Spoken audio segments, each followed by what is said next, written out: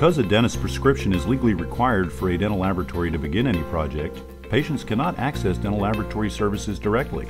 This disconnect between the patient and the dental lab can hinder the dissemination of critical information, such as where the restorations are produced or what materials they contain.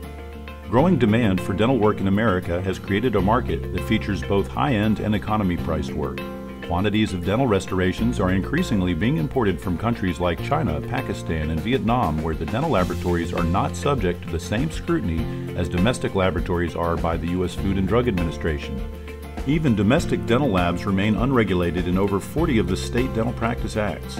In fact, no state in the U.S. requires dental technicians to be licensed. Of the $7 billion spent annually on dental restorations in the U.S., an estimated 40% are imported.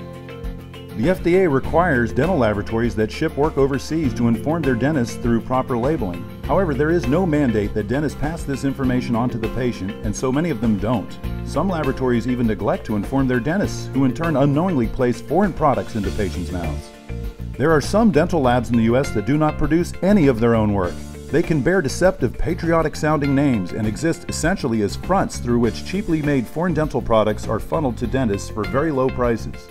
Poorly made dental restorations, whether in America or abroad, can lead to a range of health consequences for patients, and in turn legal consequences for dentists.